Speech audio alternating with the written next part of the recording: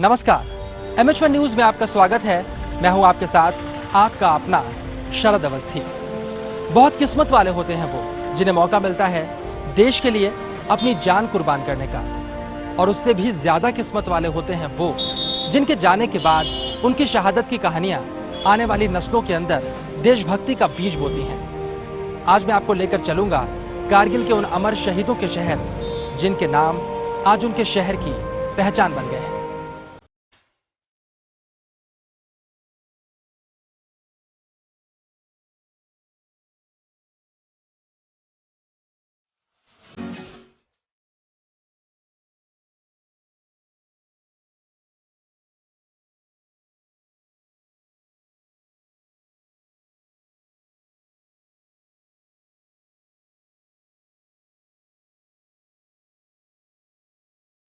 भारतीय सेना के जाबाज अफसरों और सैनिकों ने कारगिल के युद्ध में अदम्य साहस और पराक्रम दिखाया था।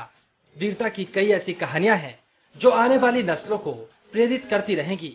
लेकिन कारगिल के युद्ध के बाद जिस परमवीर की कहानियां हिंदुस्तान के हर घर के साथ साथ हर हिंदुस्तानी के दिल में भी घर कर गईं, वो थे परमवीर चक्र विजेता शहीद कैप्टन विक्रम बत्रा। वो ही कैप्टन विक्रम बत्रा जिनका पालमपुर की धरती से गहरा नाता है।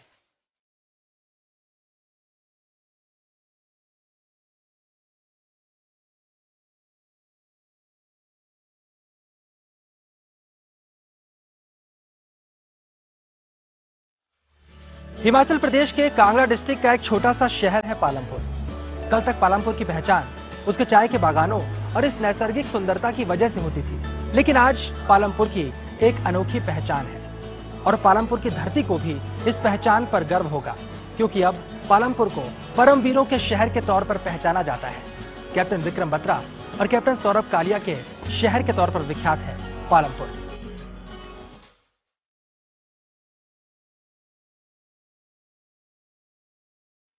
पालमपुर पहुंचने के बाद हमें शहीद कैप्टन विक्रम बत्रा का घर तलाश करने में कोई परेशानी नहीं हुई, क्योंकि इस शहर की हर मशहूर जगहों की तरह कैप्टन विक्रम बत्रा के घर के बारे में सब लोग जानते हैं।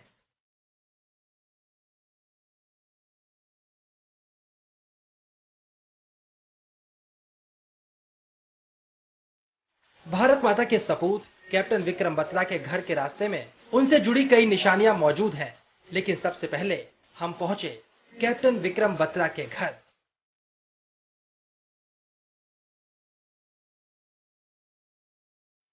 सफेद रंग की ये कोठी एक नाम की वजह से लोगों की आस्था का केंद्र बन गई है, और वो नाम है कोठी के ऊपर लिखा शहीद कैप्टन विक्रम बत्रा का नाम।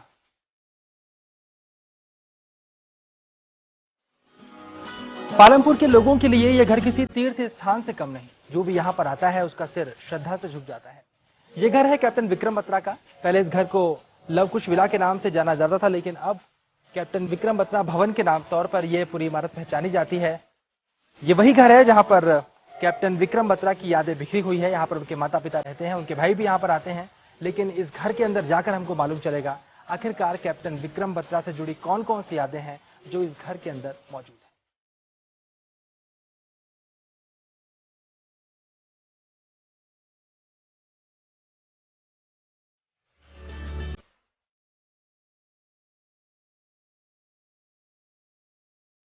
यहाँ पर हमारी मुलाकात सबसे पहले हुई इस वीर योद्धा के पिता retired principal Shri GL Batra से। मां श्रीमती कमलकांता बत्रा भी वहां पर मौजूद थीं। घर का नाम पहले लवकुश रखा गया था, लेकिन अब इसे विक्रम बत्रा हाउस के नाम से जाना जाता है। 9 सितंबर 1974 को जब दो बहनों के बाद बत्रा परिवार में दो जुड़वा बेटों का जन्म हुआ तो घर खुशियों से भर गया। घर का नाम ही बेटों के नाम पर रखा गया था। कैप्टन विक्रम बत्रा और उनके जुड़वा भाई विशाल बत्रा का पहला नाम लव और कुश था। ये नाम उनकी माताजी ने रखा था। बचपन से ही मेरे को राम जी से प्यार है, इसलिए मैं रामचरितमानस का पाठ करके ही कुछ और काम घर का जो है वो शुरू करती हूँ। तो रामायण के बीच में राम जी के बेटे लवकुश थे, और जो मेरे को लवकुश नाम बहुत ही प्यारा लगा। इसलिए मेरे घर में जब 2 बेटियों के बाद जुड़वा बेटों ने जन्म लिया तो मैंने उनका नाम भी रामायण के आधार पर ही, राम जी के बेटों के नाम के पर ही उनका नाम लवकुश रखा। सभी जानना चाहते होंगे कि इस तरह के पराक्रमी और वीर योद्धा का बचपन कैसा था, तो सुन लीजिए। पूत के पांव पालने में नजर आते हैं। कैप्टन विक्रम बत्रा अद्भुत व्यक्तित्व के मालिक थे, सबसे अलग और सबसे आगे रहने वाले। विक्रम बत्रा कहीं भी खड़े हो जाएं, बिल्कुल अलग दिखाई देते थे। बचपन से बिल्कुल विलक्षण थे वो, बिल्कुल हटकर थे। was totally different from others. was just outstanding and extraordinary. और उनके चेहरे में एक नूर था, बिल्कुल अलग दिखाई पड़ते थे।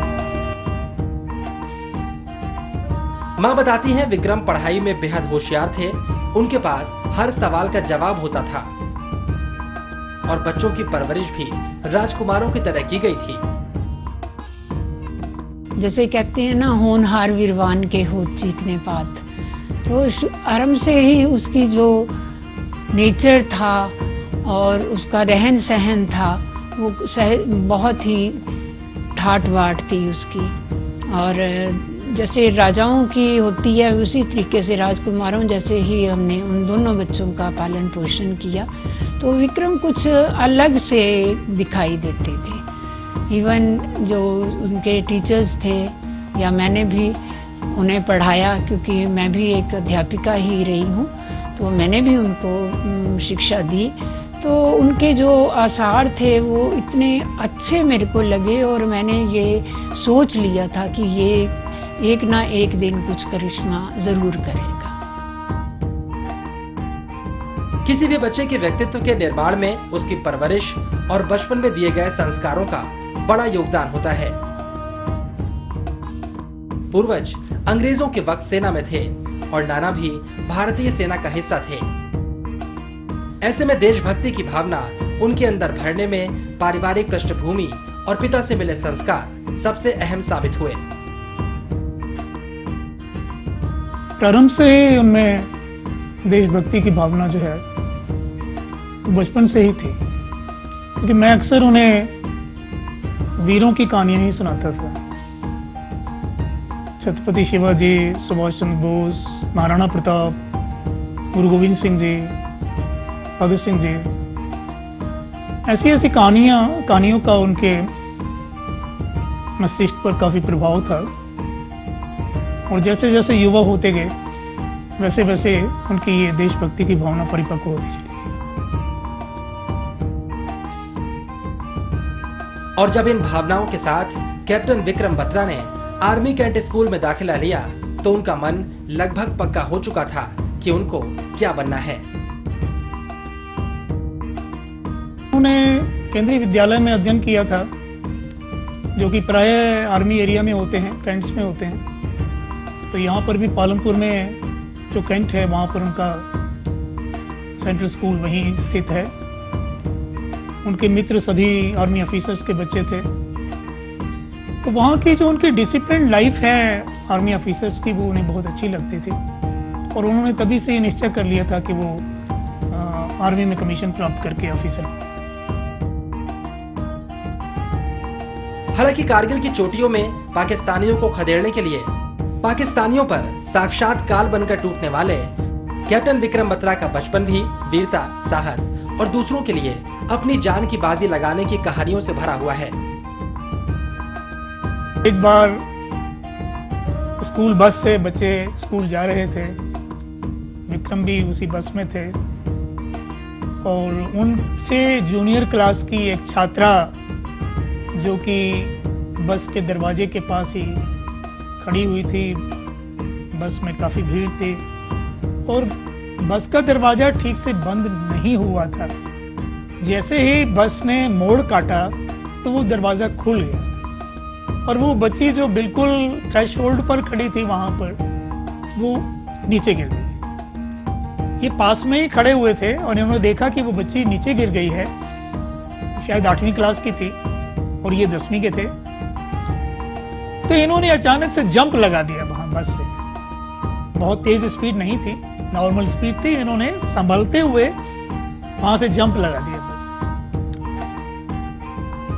लड़की को तो चोटें आई थी, उसको टांगों में काफी चोटें आई थी, जख्म हुए थे। लेकिन चूंकि संभलकर जंप इन्होंने लगाया था तो इनको इतना कुछ नहीं लगा था। उसको लेकर के ये सिविल हॉस्पिटल गए, वहां जाकर के उसका फर्स्ट एड करवाया। तो शुरू से ही उनका ऐसा था कि वो दूसरों की सहायता करने के लिए हमेशा तत्पर रहते थे। कोई समय हो हमेशा तत्पर रहते थे।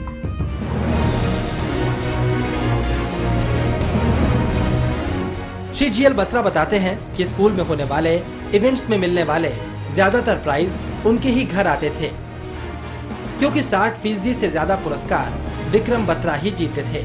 आज भी उनके घर में ये तमाम मेडल्स और प्राइज मौजूद हैं।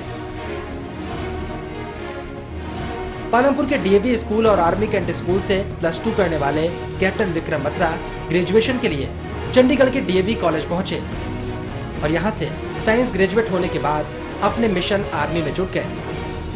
हालांकि इससे पहले उन्होंने बेहद पैसे वाली मर्चेंट नेवी की नौकरी ठुकरा दी थी। उनकी जो जाने की तारीख थी वो भी नजदीक आ गई और मद्रास के लिए उनकी हमने रेलवे बुकिंग करा दी।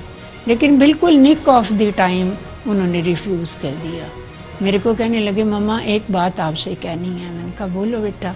कहते आपको पैसों की तो नहीं जरूरत। मैंने कहा नहीं, मेरे को काहे की जरूरत है, हम दोनों कमा रहे हैं और भगवान की कृपा से बहुत अच्छा निर्वाह हो रहा है, हमें कोई जरूरत नहीं। कहते तो अगर मैं मर्चेंट नेवी में मैं ना जाऊं तो वहां तो बहुत पैसा है, लेकिन मैं जाना नहीं चाहता। मैंने कहा तो कोई बात नहीं, अगर नहीं जाना चाहते तो कोई बात नहीं। हालांकि उनकी सारी ड्रेसेस जो थी वो तैयार कर ली गई थी, बुकिंग हो गई थी, जाने का टाइम आ गया था, लेकिन बिल्कुल उन्होंने समय पर इनकार कर दिया कि मेरे को मर्चेंट नेवी नहीं ज्वाइन करनी। मेरा दिल है कि मैं एक आर्मी ऑफिसर बनूं और आर्मी में जाके कुछ करूं। युवावस्था में कैप्टन बत्रा की बहादुरी की एक और कहानी पिता ने सुनाई कि किस तरह से घर में घुसे एक सांप ने जब उनकी मां को डराया तो उन्होंने उस सांप को उसके अंजाम तक पहुंचा दिया। एक बार एक स्नेक निकल आया घर के आंगन में, तो इनके माताजी बाहर थे, इन्होंने देखा तो एकदम से इनके मुंह से चीख निकल गई, बड़ा सांप था। और इन्होंने आवाज लगाई, विक्रम अंदर थे कमरे में, तो वो आवाज सुनकर के एकदम से बाहर आए और सांप को देख करके फौरन वो लाठी ले आए और लाठी ला करके उन्होंने उस सांप को बिल्कुल निडरता से मार दिया और फिर उसे डंडे में उठा करके बाहर जाकर कहीं दूर फेंका। माताजी ने कहा कि मारना नहीं चाहिए था, तो कहने लगे कि ये सांप था और घर में था तो मारना है। कैप्टन बत्रा को बचपन से मालूम था कि जब सांप घर में घुसा है तो उसके साथ क्या करना चाहिए, और उन्होंने उस वक्त भी ऐसा ही किया जब पड़ोस से कुछ सांपों ने हिंदुस्तान की धरती पर अपने नापाक कदम रखे। कैप्टन विक्रम बत्रा जैसा जाबाज अगर कुछ सोच ले तो उसे रोकना मुश्किल नहीं, नामुमकिन था। Captain Vikram Batra NCC cadet भी थे। यहां भी उन्होंने कामयाबी की मिसाल कायम की और राजपथ पर परेड में शामिल हुए। लोगों की सेवा का जज्बा तो ऐसा था कि 18 साल की उम्र में अपनी आंखों को दान कर दिया था। अब मंजिल उनका इंतजार कर रही थी। जीडीएस के जरिए captain Vikram Batra Indian army का हिस्सा बने। 1996 में उन्होंने आईएमए देहरादून में एडमिशन लिया और अपने लक्ष्य को हासिल करने में कड़ी मेहनत से जुट गए। वक्त कैसे गुजरा कुछ मालूम ही नहीं चला और दिसंबर 1997 में जब वो एक ऑफिसर के तौर पर सामने आए तो माँ बाप का सीना फख्र से चौड़ा हो गया।